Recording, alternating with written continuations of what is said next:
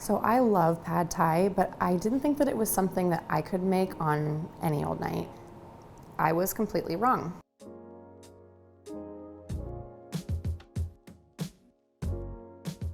So this recipe comes together really quickly, but the first thing that you need to do before you even really think about anything else is dump these rice noodles into some warm water. They'll soak for about 30 minutes and get soft so that they'll cook quickly. Maybe pick a bigger bowl than this so that they can lay flat and you can dump all the water over them. And then the other bit of prep work you need to do is just thinly slicing these scallions. The recipe calls for doing it at this very cool extreme bias angle. Whatever you do, just slice them thinly because they're going to be added at the end and they won't have a lot of time to cook. They just need to soften in the heat of the noodles. The noodles are soaking. We have 30 minutes. It's the perfect time to call the chef behind this recipe, Kris Yenbamroong, who is the chef behind Night Market Restaurants in LA. Hi, Kris. Thank you so much for joining us to make pad thai. Thanks for having me. I'm excited.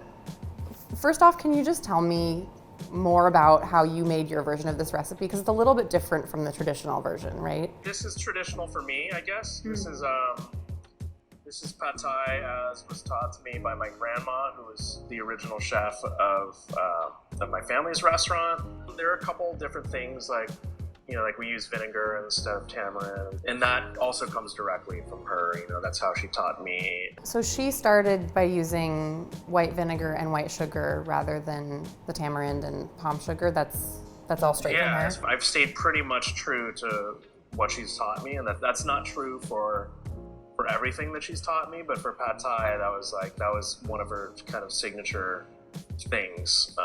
So I kind of stuck with it.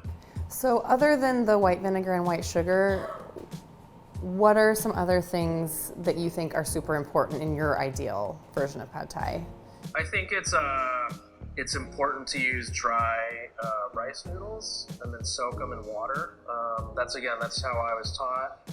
I've tried both that method and just out of curiosity's sake, like the fresh noodles. To me, it's almost a dish to show technique. It's almost like the process is equally important or more important. It's a dish made of such humble ingredients. The satisfaction isn't in how decadent these noodles are. There's no uni in it, there's no caviar, there's none of that. It's just how well do you cook the noodles? Are they the right amount of chew, the right amount of smokiness? Because you basically have nothing else. I mean, it's like dried rice noodles that you've soaked, fish sauce, but the dish can be transcendent, I think, when done right. It could transcend how humble the ingredients are. Thank you so much for your pep talk and for creating this recipe. And now I'm gonna go make it, and it's gonna take me 2 minutes to make because it's that simple, and I really appreciate that. Thank you. Good luck. Even though you don't eat it, but good luck, and I'm sure it's gonna be awesome. Thank you. Just a couple last things to do before we cook.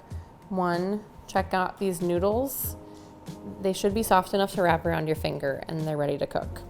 Kris also says that if you want to do this in advance, you can just drain them and stick them in the fridge, which is really nice. You don't have to hit that 30-minute mark exactly. And the last thing to do is just mix together the sauce that's gonna go in, which is just fish sauce, that plain white vinegar, and white sugar. And it's really easy to remember. It's equal proportions of all of them. And then just give it a stir. And that'll dump right into the pan with the noodles and absorb in and make them like you would want from pad thai. Just sticky and chewy and flavorful and amazing. So really, once your ingredients are ready and sitting here by your side, this is going to cook so fast. It's literally gonna take about 2 minutes to cook. So best to have everything ready and just get your pan super hot and go. Okay, it is smoking hot. It's time to go.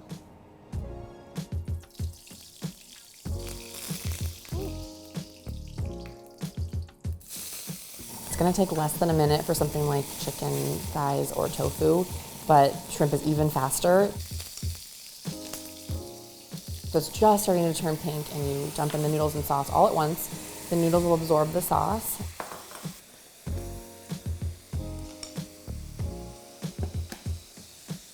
Shove everything over to the side so you can crack your eggs in. And this part is important to Kris. You're not cracking your eggs over the top and stirring them in so they coat the noodles like carbonara.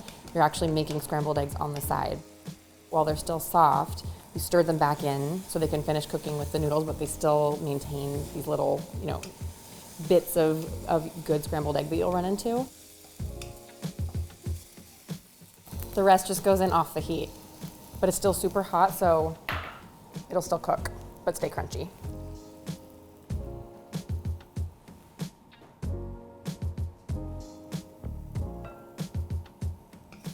All right, that's pad thai.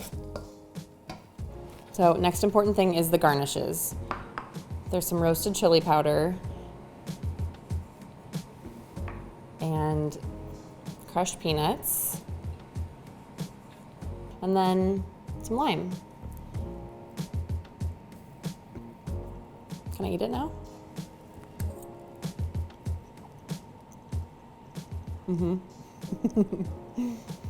I love that the noodles are still staying springy and chewy, and the sauce is so good. It's so light and bright with the vinegar and the sugar and the fish sauce all playing off each other. And it's an amazing dinner that happened, you saw how fast that was before you can blink. I am so grateful to Kris at Night Market for creating this version, because it means that I can have pad thai anytime I want. I can get the ingredients at any local grocery store, and I can make it in 2 minutes flat. I hope that that will make it very accessible for you to make at home.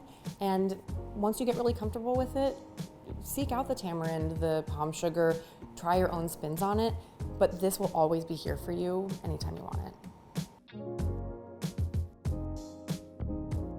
For more genius recipes like this every single week, be sure to like this video and subscribe to our channel, and I will be bringing you more things that you can make for dinner right this second. And be sure to check back next week when I will be making a very unexpected snack that takes a pretty mundane ingredient and turns it into magic with one of my favorite food bloggers, probably one of your favorites too. See you next week.